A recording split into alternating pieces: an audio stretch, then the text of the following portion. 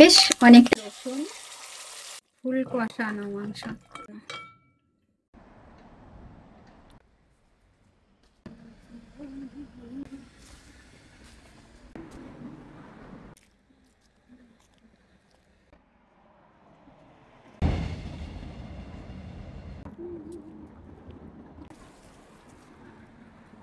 Hello সবাই, কেমন আছেন? আমি কলিকল্পনা, সাউথ কোরিয়া থেকে। এখন সকাল ওই 8:30টার মতো বাজে।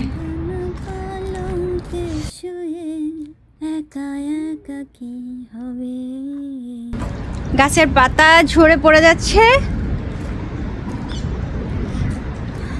মাংস রান্না করেছিলাম, মাংসের ভিডিও থাকবে। ঝাল ঝাল কষা, একেবারে কষানো, আর গাছের পাতা যে ঝরে পড়ে যাচ্ছে এর একটা ভিডিও থাকবে। সবাই কেমন আছেন এই শীতকালে? এত এত ঠান্ডা এখন। তেল দিয়ে দিলাম, দারচিনি, 2টা এলাচ, বেশ অনেকটা তেজপাতা, পেঁয়াজ, রসুন, শুকনা মরিচ, জিরা, আদা বাটা, মানে সবই আছে এর ভেতরে। অনেক দিন ধরেই মাংস একেবারে নরমাল রান্না খাইতে ইচ্ছা করতেছে, ঝাল ঝাল কষানো। এখানে আরেকটু পেঁয়াজ, রসুন, আদা আছে।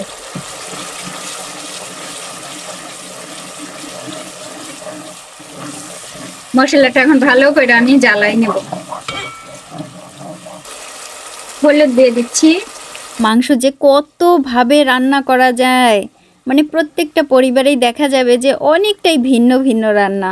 সুন্দর করে ভাজা হয়েছে, অনেক সুন্দর করে উপরে তেল উঠে আসছে। মশলার উপরে এই যে তেল উঠে আসছে, মশলা ভাজা হয়ে গেছে।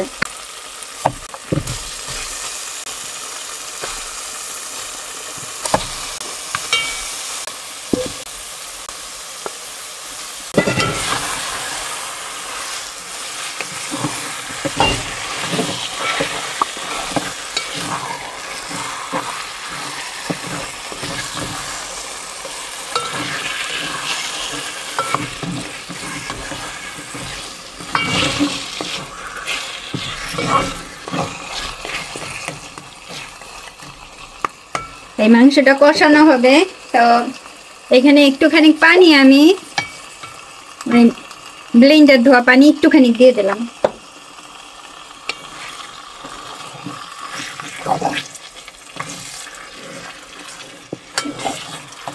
লবণ একটু পরে দিব।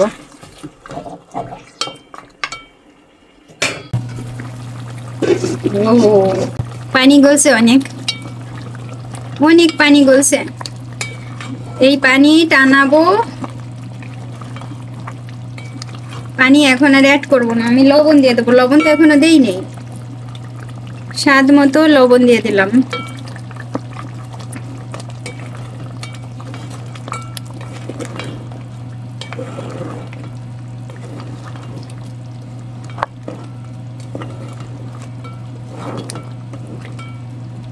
জাল হোক।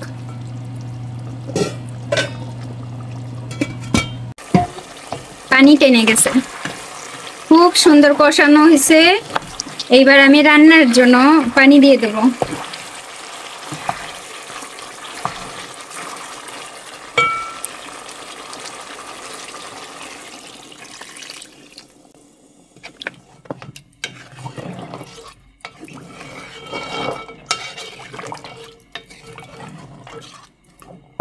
এইবার হোক, হয়ে গেছে একেবারে কষানো। দেখেন অবস্থা, ফুল কষানো মাংস, একেবারে কষানো মাংস, ঝাল ঝাল কষানো মাংস। কে কে খাবেন আজকে খাওয়ার জন্য? যদি এইভাবে কেউ খান ঝাল ঝাল কষানো মাংস,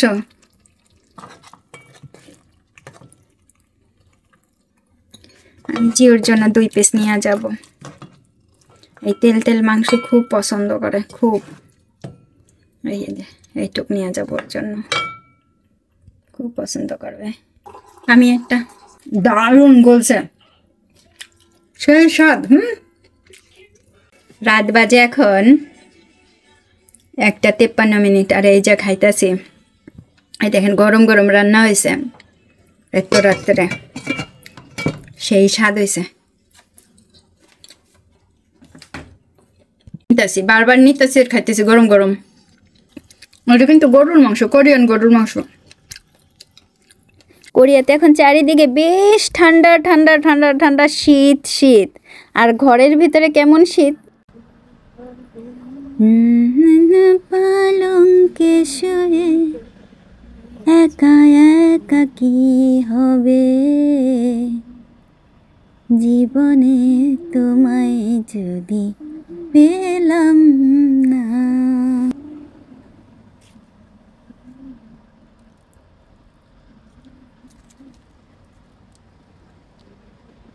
সকালে তো স্কুল আছে জিউর, ও চলে গেছে সকাল 8:10-এর দিকে আজকে বের হয়েছে।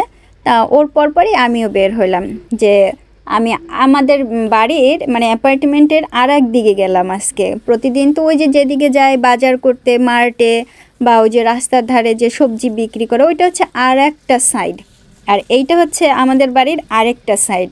তো আজকে এই দিকটাতে একটু ঘুরে দেখব, কারণ এই দিকটাতে আমি জানি যে প্রচুর পরিমাণে পাতা পড়ে। আর এই দিকটাতে অনেকে পরিষ্কারও করে না, কারণ এই দিকটা খুব বেশি একটা হাঁটা হয় না কারোর, এই জন্যই এই পাশটাতে মানে খুব বেশি একটা কেউ হাঁটা চলা করে না।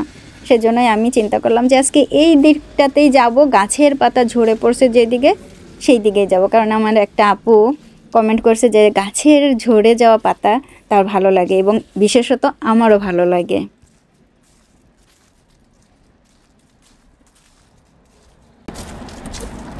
আমি একেবারে রাস্তায় চলে আসছি, চারিদিকে শুধু ঝরা পাতা। এই রাস্তার অপোজিটে ওই পাশ দিয়ে কিন্তু আবার ট্রেনের লাইন আছে। মাঝে মধ্যে ট্রেন যাতায়াত করে, সব সময় করে না, মানে দিনের ভিতর হয়তো বা একবার দুইবার বা তিনবার এইরকম হয়তো বা কোনো সময়, কিন্তু খুব বেশি একটা সাউন্ড আসে না। আমরা যে অ্যাপার্টমেন্টে থাকি, জাস্ট এই রাস্তার উপর আসলে একটু শোনা যায়, যে দেখা যায় যে ট্রেনটা যাইতেছে।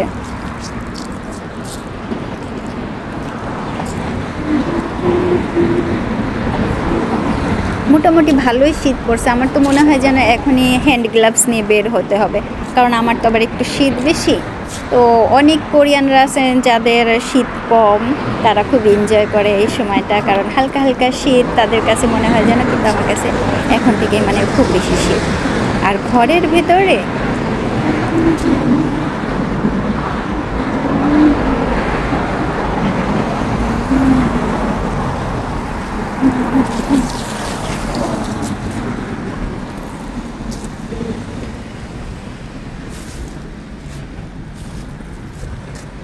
আমি যখনই এই যে বড় এই যে উঁচু দেয়ালটা দেখি না, আমার তত মানে অবাক হয়ে যায়। মাঝে মধ্যে মনে হয় কি ওই যে কারাগারের মতো, তাই না?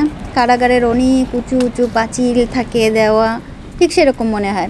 আবার পাঁচিলের গায়ে এই যে যে সুন্দর সুন্দর গাছগুলো, মানে যেগুলো জংলি গাছ, এগুলো কিন্তু আমার কাছে ভালো লাগে। আর উপরের গাছের পাতা পড়ে একেবারে সম্পূর্ণভাবে গাছগুলো একেবারে টাক বা নেড়ে হয়ে যাচ্ছে।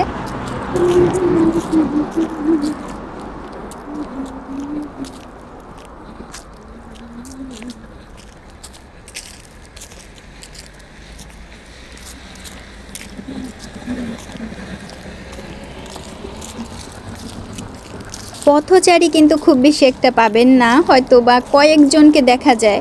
আর গাড়িতে করে সবাই যাতায়াত করে, আর যারা হেঁটে যায় তারা হয়তো বা কাছাকাছি কোথাও যাবে।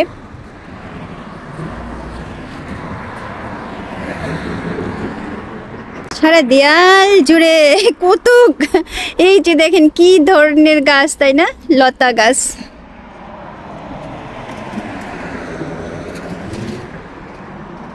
আমি মাঝে মধ্যে যখন এইরকম ফুটপাত দিয়ে হাঁটা চলা করি, ঠিক এই গাছগুলোর দিকে একভাবে তাকিয়ে থাকি, উপরের দিকে। আর অনেক লোকজন আছেন আমাকে দেখেন যে আমি কেন একভাবে তাকায় আছি।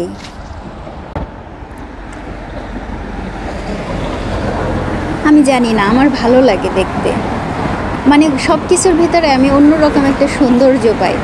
আর কোরিয়ানরা কিন্তু এগুলোকে খুব বেশি একটা সৌন্দর্য বলেন না, তাদের কাছে এগুলো কোনো ব্যাপারই না, এগুলো একেবারে সম্পূর্ণভাবে নিছক মামুলি। এবং শুধু কোরিয়ান না, অনেকেই আছেন হয়তো আজকের ব্লগটাতে দেখে বলবেন যে আপু এগুলো কোনো দেখার বিষয়ই না।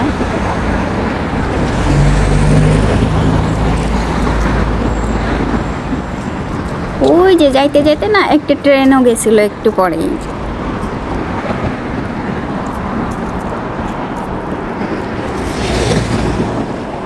তো ওই যে বললাম না ঘরের ভিতরে শীত কেমন, ঘরে কিন্তু শীত নাই। আমি ওই যে হালকা একটা চাদর গায়ে দিই, আবার মাঝে মধ্যে দেখা যায় যখন রান্না করি একটা ওই যে হাতা কাটা একটা গরম হালকা কাপড় পরে থাকি, এমনি একটা টি শার্টের উপরে।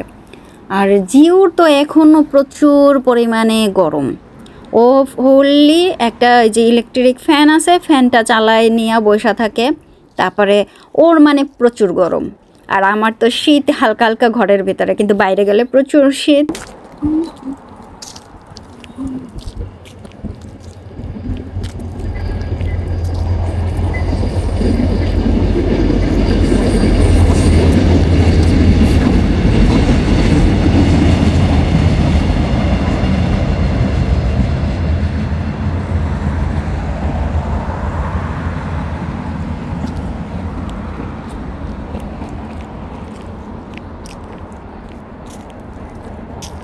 ঠিক এই পাতার উপর দিয়ে যদি হাইটা যেতে পারতাম আরও বেশি ভালো লাগতো, কিন্তু আমি ইদানিং এই পাতার উপর দিয়ে একটু কম হাঁটি, কারণ কোরিয়ানরা প্রায় সময় মানে ওরা ওই যে পশু পাখি পোষে, তো ওই যে ধরেন কিছু যদি থাকে এর জন্য এই পশু পাখি মানে ওই যে ধরেন ঘরের ভেতরে একটা বিড়াল কুকুর অনেক কিছু পোষে, তো এই নিয়ে হাঁটাহাঁটি করে, প্রচুর পরিমাণে ব্যায়াম করায়, নিজেও করে তারা এবং ওদেরকেও করায়, মানে ওই রকম একটা আছে সিচুয়েশান আছে।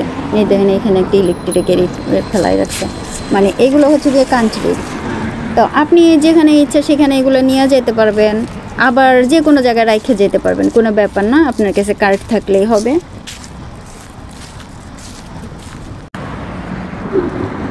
এই রাস্তা দিয়ে কিন্তু আমি প্রায় সময় হসপিটালে গেছি, ওই দাঁতের ডাক্তার, আপনাদের দুলাভাইকে রাত্রেবেলা নিয়ে যাওয়া, তারপর আমি মাঝে মধ্যে ওই যে ব্লাড টেস্ট করাইতে গেছি, এইখান দিয়ে কিন্তু গেছি। এই রাস্তাটাতেও এখনও এই অবস্থাতে।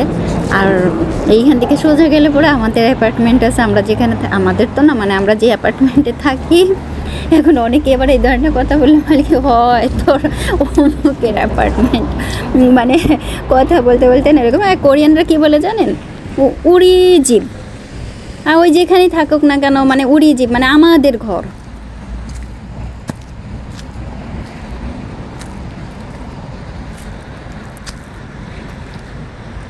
এই মজার কিছু কাহিনী আছে, যদি হয় আমি একদিন মকপাঙের সময় একটু আলাপ করবো না, হাসতে হাসতে কিছু কথা, মানে প্রচুর হাসি আসবে আপনাদের এই কথাগুলো শুনলে।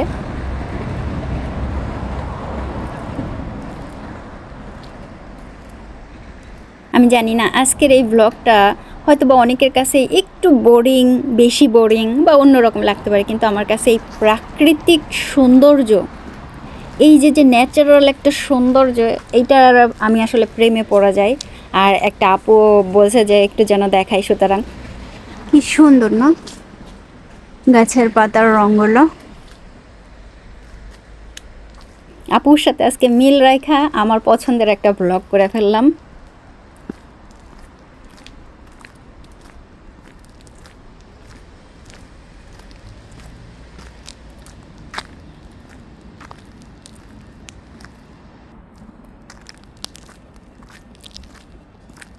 শীত পড়ছে তো এর জন্য এখন মা মাসিরা কেউ নাই, বুঝছেন, কেউ নাই, একটা মানুষও নাই।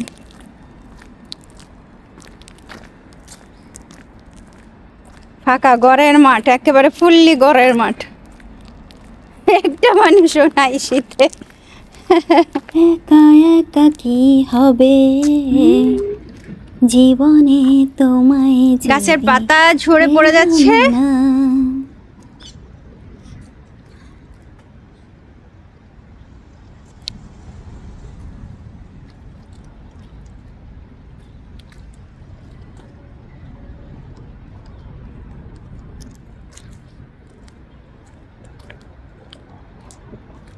আজকে কিন্তু ওয়ার্কিং ডে, সুতরাং যাদের জব আছে, স্কুল আছে, সবাই চলে যেতেছে কোথায় কাজে। ওয়ার্কিং ডে বলে না, না স্কুল ডে, স্কুলে যাবে। আর কাজের যারা তারা কাজে যাবে, আর আমার মতো যারা ঘরে থাকার তারা ঘরে থাকবে। জাস্ট আজকের পরিবেশটা অপূর্ব সুন্দর। কি যেন নাই, কি কি নাই, বাঁশবাগানটা কেমন যেন খুব খালি খালি লাগতেছে। কি কারণে বলতে পারবেন আমাকে কেউ?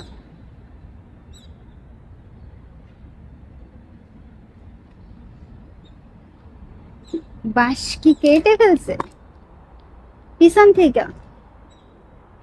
হ, পিছন থেকে বাঁশ কাটতে, বাঁশদের হালাই দিছে, সেজন্য খালি খালি লাগতেছে বাঁশবাগান। ও হ্যাঁ, প্রচুর কাইটা ফেলছে উপর থেকে, সেজন্য এরকম দেখাচ্ছে। আমার প্রিয় বাঁশবাগান কাইটা ফেলাইছে, কাইটা ফেলাইছে। তাহলে বাঁশের কোরল লয়ে গেল তো খাওয়া যেত না, এত পরিমাণে হয়েছে কেটে ফেলে দিছে। কোরল নিয়ে গেল তো খাওয়া যেত। খুব মজা লাগে বাঁশের কোরল রান্না করলে, কষাই মশাইয়া। হ্যাঁ, খুব টেস্টি, আর ভেরি টেস্টি। চলেন এখন যাই। লা লা লা লা লা লা লা লা লা লা লা লা লা লা লা। জীবনে তোমায় যদি চন্দন পালঙ্কে শুয়ে একা একা কি হবে।